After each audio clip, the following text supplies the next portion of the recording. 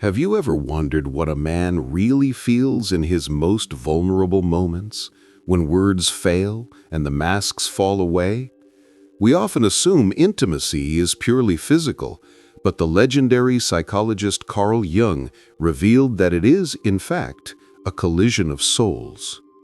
Jung gave us a powerful warning about the hidden forces that rule our lives. He said, "Until you make the unconscious conscious, it will direct your life, and you will call it fate." Nowhere is this truer than in the bedroom. The way a man behaves in those intimate spaces reveals his deepest feelings more than any spoken vow or declaration ever could. We are embarking on a profound journey to uncover the truths men rarely confess, not even to themselves.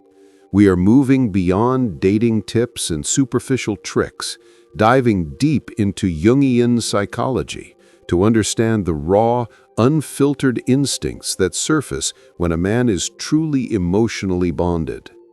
We will explore how passion transforms from a transactional act into a sacred exchange, how a man's identity is tested in seconds, and why he might chase connection outside a committed relationship.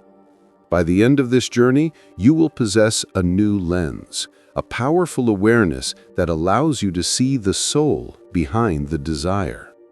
Get comfortable, prepare to think deeply, and let us open Chapter 1.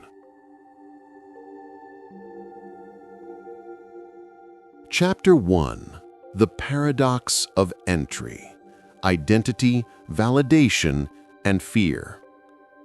What a man feels in the very instant he enters a woman is a storm of emotions he rarely confesses. It is a psychological threshold where his persona collides violently with his shadow. Layer 1. Power and vulnerability collide. The very first feeling is a paradox, a surge of power mixed with a deep undercurrent of vulnerability. Power. On one hand, he feels chosen, confirmed in his masculinity. He feels triumphant, alive, touching the archetypal male drive to prove potency. Vulnerability. On the other hand, this moment makes him fragile and exposed. His deepest fear emerges. Am I enough? Did I satisfy her? Will she still want me tomorrow? These are not childish doubts. They are the secret whispers of the shadow, the fear of inadequacy and rejection. The response. Because this exposure is terrifying, some men cover it with bravado or dominance, trying to silence that inner voice. Others, feeling safe, soften and look into your eyes more deeply, risking being seen fully. Understanding this dual nature, the proud warrior and the nervous boy, is essential for creating a truly safe, intimate space. Layer 2. The quest for validation, proof of worth.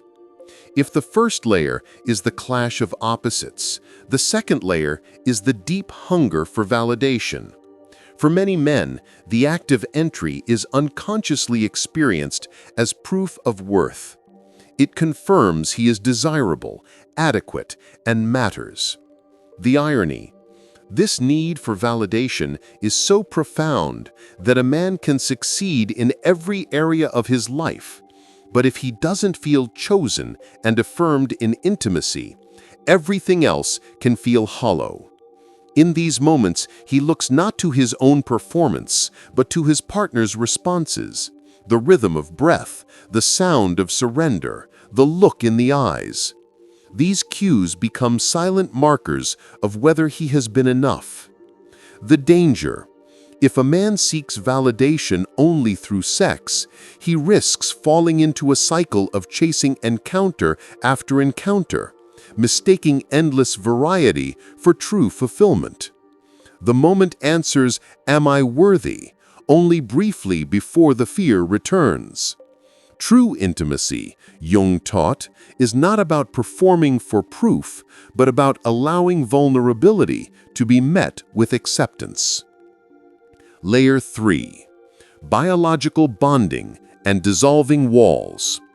Intimacy is the closest thing to dissolving the walls men usually live behind.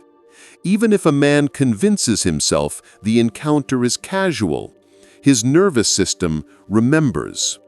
The science and the symbolism. During physical intimacy, the male body releases oxytocin and dopamine. These neurochemical shifts blur the walls between desire and emotion, creating a feeling of merging.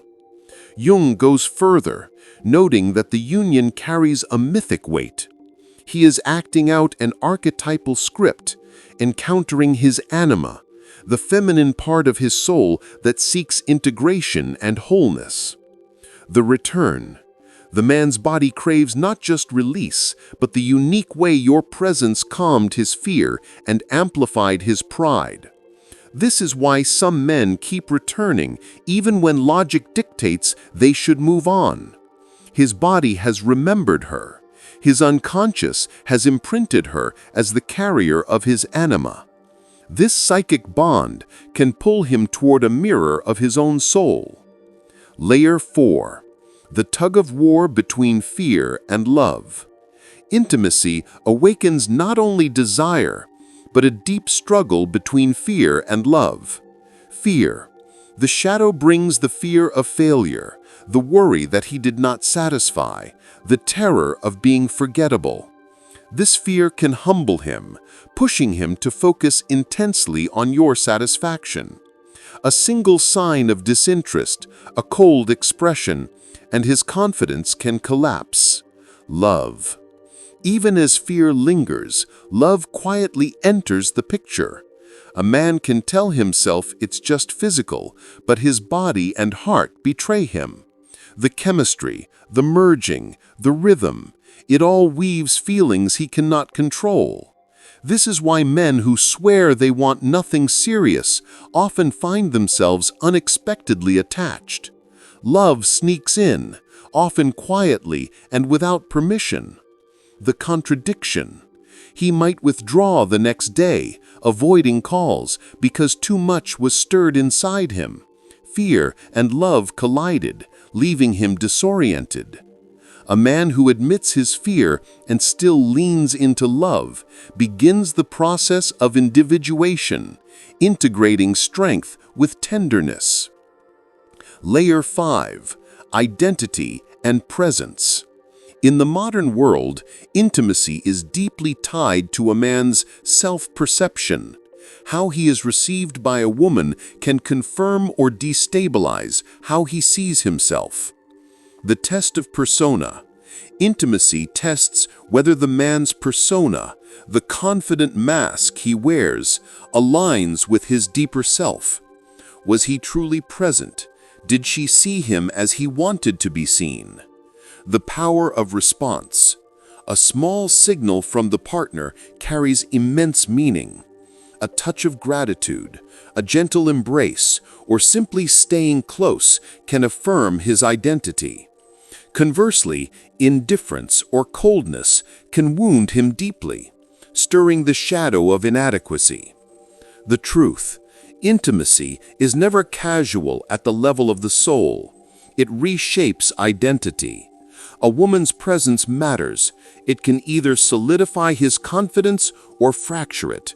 He grows closer to his authentic self or retreats deeper into the shadow based on how that moment of exposure is met. Chapter 2. The Silent Confession. 4 Acts of Deep Love. When a man is deeply in love, his raw, unfiltered instincts rise to the surface. His body and mind reveal truths he might not even realize consciously. These are not habits or learned techniques. They are unconscious rituals of devotion. Sign 1. Deep eye contact during intimacy. The eyes are often referred to as the windows to the soul, and for good reason. Jung recognized that the gaze is one of the few involuntary gateways to a person's innermost self, unlike words, which can be deceptive. The concept explained. When a man holds your gaze during moments of vulnerability, it is an unspoken confession. He is not just looking at you, he is allowing himself to be seen by you. This kind of sustained eye contact is rare because it requires an extraordinary level of emotional presence and trust. He trusts you not just with his body, but with his deepest, unguarded self. The opposite. Conversely, avoidance of eye contact can be just as telling. A man who shields his gaze may feel desire, but an emotional barrier likely remains. This avoidance signals unresolved fears, unacknowledged shadows, or past wounds that prevent complete surrender. In simple terms, when his eyes stay open and connected, it signifies that his anima, the feminine aspect craving depth and merging, is at work, overriding the habit of emotional detachment. Sign 2. Prioritizing your pleasure over his own. Lust seeks its own satisfaction, but love seeks communion. When a man deeply in love prioritizes your fulfillment, it is an unconscious enactment of devotion. The concept explained. Jung taught that the shadow often governs our baser instincts, including selfish desire. But when love is present, the man's higher self overrides those primal impulses. He delays his own gratification, not out of obligation, but because the act of giving becomes its own reward. This is the sacred exchange where sex transforms from transactional to unifying. You will notice this in the way he studies your responses, remembers what brings you pleasure, and derives genuine satisfaction from your fulfillment. His attention is instinctive, not performative. The reflection. A man who gives freely in intimacy is often one who has faced his own shadows, his fears of inadequacy, and his need for control, and emerged willing to serve rather than take. When he puts your pleasure first, he is silently whispering, "You are sacred to me." Sign 3. Post-sex affection and emotional openness. The moments after intimacy reveal more about a man's true feelings than the act itself. Physical closeness temporarily dissolves defenses, quieting the ego and allowing the unconscious to surface. The concept explained. Society often conditions men to retreat after physical intimacy, associating affection with weakness. But when a man loves deeply, this conditioning fails. His shadow, the wounded, sensitive self he usually keeps guarded, emerges. The behaviors. He might pull you closer instead of turning away. He might share childhood memories without prompting, stroke your hair absent-mindedly, or simply rest his forehead against yours in silent communion. These are not calculated moves. They are the psyche's rebellion against pretense, proving that he associates you with safety rather than just pleasure. The contrast. A man who withdraws immediately after climax suggests his connection remains primarily physical. His ego quickly rebuilds its walls, reasserting control where moments before there was surrender. But a man in love treats the afterglow as something precious. This post-sex affection is love's most honest language. He is sharing his inner world. Sign 4. Synchronized movements and unconscious mirroring. In the silent language of lovers, profound truths are spoken through the unconscious choreography of bodies. The concept explained. This phenomenon stems from what Jung called participation mystique, a primordial state of emotional oneness where boundaries between individuals temporarily dissolve. When a man is emotionally surrendered, his nervous system begins to resonate with yours in what science calls limbic synchrony. The manifestation. Notice when his breathing slows to match yours, when your limbs entangle without conscious effort, or when you might both shift positions simultaneously. These are not coincidences. They are biological poetry. evidence that your connection has moved beyond conscious intention into the realm of instinct. The analogy: his body moves in silent harmony with yours. This effortless alignment is the purest expression of his psyche's recognition. You are not other, but extension, not object, but home. A friend once swore he knew his wife was about to sneeze because his own arm hairs stood up right before she did. That's an exaggerated example, but the feeling of two nervous systems running on the same wavelength is what true synchrony feels like. Chapter 3. The Jungian Lens, Mapping the Inner World. Before we explore intimate acts, we need a map for the hidden territory of the human psyche. Carl Jung proposed that our conscious mind, the part that makes decisions every day, is only the tip of an immense iceberg. Beneath the surface lies the unconscious, a vast, powerful reservoir of instincts, fears, and memories that fundamentally drives our actions and attractions. 1.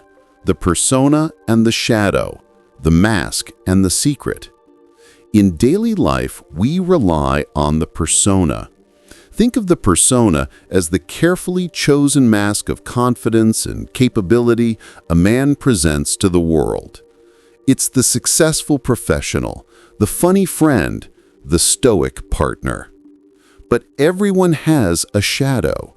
The shadow is the hidden, often repressed aspect of the psyche. It holds everything a man has been conditioned to deny: his fears of inadequacy, his secret desires, his emotional vulnerability, and his shame. Society conditions men to associate strength with emotional restraint, teaching them to guard this vulnerable self. Intimacy is terrifying precisely because it dissolves the persona, allowing the shadow to surface without permission. If a man resists confronting his fragility, his shadow whispers inner criticisms that torture him, making him question his worth. 2. Anima and projection, the inner feminine. The most crucial elements in a man's inner world, the anima. The anima is the inner feminine aspect that exists within every man's psyche. It represents his capacity for feeling, connection, tenderness, and creativity. Because the anima resides in the unconscious, a man often doesn't relate to it directly. Instead, he projects it outward onto the women in his life. This is why falling deeply in love can feel overwhelming or destined. He isn't just drawn to a woman, he's encountering a reflection of his own deepest, unknown feminine soul. She becomes the carrier of his anima. Imagine a successful CEO who is incredibly guarded and rational, strong persona. When he falls for an empathetic, free-spirited artist, he doesn't just see her, he's projecting his own suppressed desires for connection and freedom, his anima, onto her. This projection is so powerful that it can make the partner seem magical. 3. Archetypes, the universal blueprints. The anima and shadow are part of deeper, universal patterns called archetypes. These are the fundamental blueprints of human experience, inherited possibilities for understanding universal themes. When a man is deeply in love, archetypes like the lover, the child, and the warrior rise within him, stirring vulnerability, fear, and longing. When we tap into an archetype, the experience feels profound, timeless, and powerful. Chapter 4. The Sacred Dance, Ego Surrender and Creation. Let's move to the singular moment of release, which Jung saw as a powerful psychological event, a transpersonal experience that touches on something eternal and universal. This moment is far more than a physical exchange. It is a journey through three powerful layers. Layer 1. The ego's surrender. La petite mort. In daily life, the ego is the captain of the ship, maintaining control and boundaries. But intimacy at its peak demands a complete and total surrender of that control. The little death. This dissolution of the ego is so profound, it is known across cultures as la petite mort, the little death. It's a fleeting symbolic end to the isolated self. The mental chatter asking, "Am I doing this right?" finally goes silent. For a brief instant, the walls that separate one person from another come down, and there is a feeling of merging or oneness. The aftermath. Following this surrender, the ego slowly reassembles its boundaries, processing the shock of its temporary disappearance. This explains why a man might feel an intense need for connection or a sudden, sometimes distant retreat into solitude afterward. This quiet withdrawal is often his mind's way of recalibrating, not a sign that something is wrong. Layer 2. Encounter with the anima, the homecoming. With the ego temporarily dissolved, the door opens to the second layer, the powerful encounter with the inner feminine, the anima, which is projected onto the partner. The concept explained. The partner becomes symbolic, connecting him to the essence of the feminine itself, creativity, nourishment, mystery, and the source of life. This is why the moment can feel sacred and transcendent. It is charged with a meaning that goes beyond the two individuals. A safe arrival. It often manifests as a visceral feeling of returning to the source, a safe arrival at a place of ultimate acceptance and creativity. It transforms the physical act into an experience of profound meaning, an offering of his essence into the vessel of life. Layer 3. The creator archetype, the awe. The final layer transcends the personal encounter entirely, brushing against the creator archetype. The concept explained. In that moment of release, a man unconsciously taps into the primordial pattern of creation itself. He becomes, in a fleeting psychic sense, a conduit for the same energy that generates life and seeds forests. It is an instinctual alignment with the role of the life-giver, the generator. This connection is felt not as a thought, but as a wave of raw, potent meaning, a humbling and awe-inspiring feeling of being used by something vastly larger than himself. It is the source of that profound stillness and spiritual transcendence that can follow, connecting the personal act to the universal mystery of creation. The shadow of creation. However, this immense power casts a shadow. To touch the Creator is to also brush against the fear of inadequacy. The question, am I a good creator? There is also a sudden, terrifying awareness of the power that has been transferred and the immense responsibility that potential life represents. Chapter 5. The Shadow of Commitment. The Psychology of Escape. Why do some men in committed relationships still seek connection outside that bond? Jungian psychology shows us that this is often a deep psychological struggle, driven by forces in the unconscious, not just base lust or selfishness. 1. The flawed anima projection.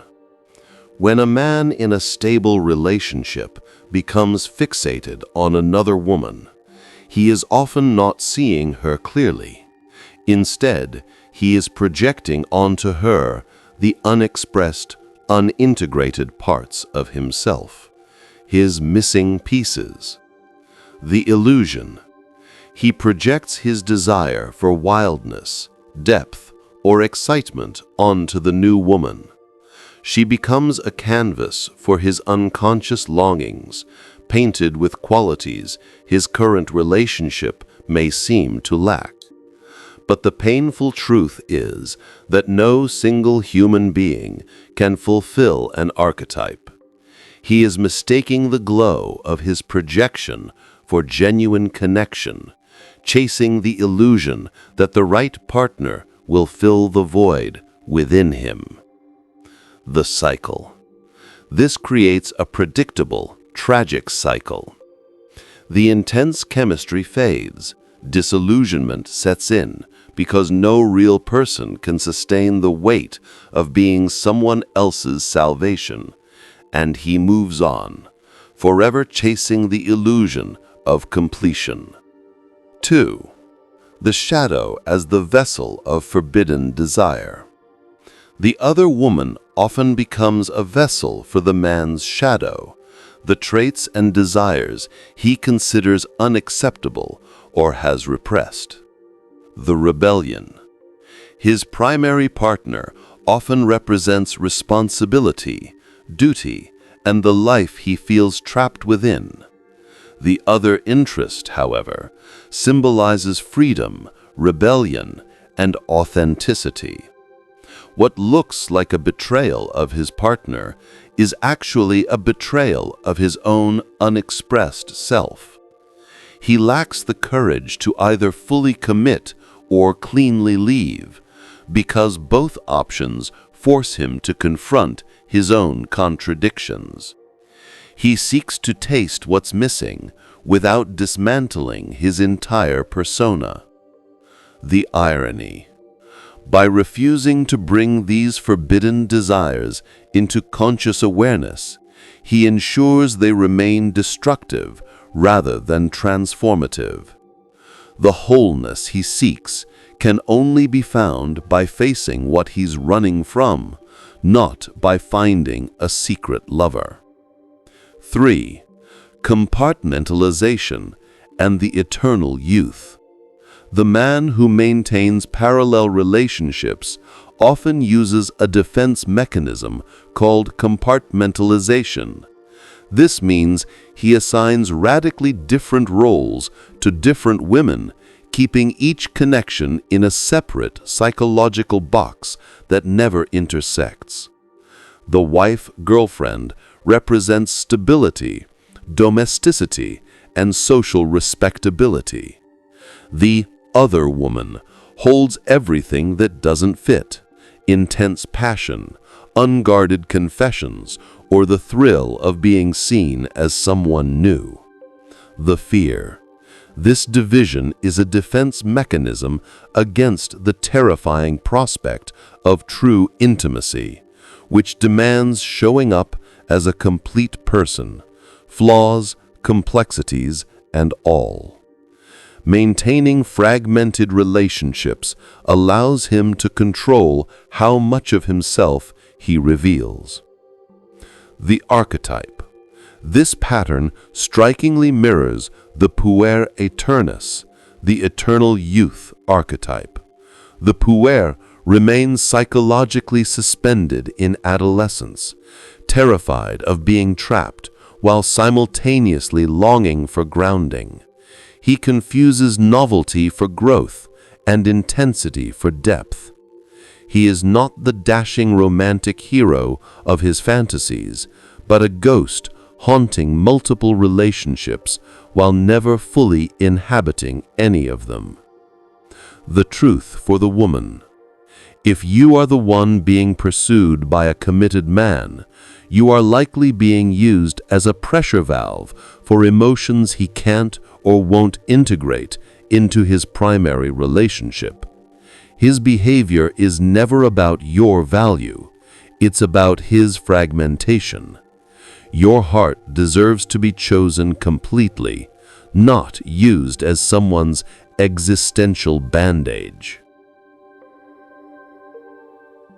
Conclusion.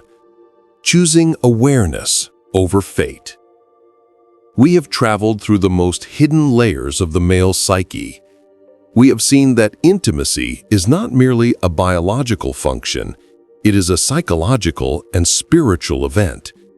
It is a mirror in which a man confronts his shadow, his anima, and his deepest longings. The key takeaways. Love is unconscious. Deep love is not just spoken, it is expressed through involuntary acts like sustained eye contact, synchronized breathing, and selfless focus on your fulfillment. Intimacy is a trial. For a man, intimacy is a profound test of identity, where the clash between power and vulnerability defines his worth. His greatest fear is often being forgettable or failing to be enough. The body doesn't lie. The moments after passion subsides, the afterglow, are the most truthful, dissolving his defenses and revealing whether he associates you with safety or just pleasure. Projection is dangerous. When a man seeks external connection while committed, he is typically chasing a projection of his own missing soul, anima, or acting out repressed shadow desires rather than truly seeing the woman in front of him. A call to consciousness. To understand these layers is liberating. It allows you to recognize that when a man pulls away, it may not be indifference, but overwhelm. When he clings, it may not be weakness, but the awakening of attachment he did not plan to feel. Jung's final wisdom echoes, "Until you make the unconscious conscious, it will direct your life, and you will call it fate." We encourage you to choose intention and self-worth. Pay attention to what's whispered beneath the words. Look beyond the mask, and you will always know where you truly stand. The next step. If this exploration of Carl Jung's insights resonated with you, please take a moment to like this video and subscribe to our channel for more psychology-driven relationship wisdom. We're curious, have you noticed these unconscious acts of devotion or the hidden struggles between fear and love in your relationships? Share your experiences and insights in the comments below. Your story might help someone else see their situation with new eyes. Thank you for leaning into these difficult truths and for honoring yourself enough to seek relationships built on clarity and respect. Until our next deep dive, remember this profound truth. Intimacy is not only about what two bodies share, it is about how two souls awaken each other to truth.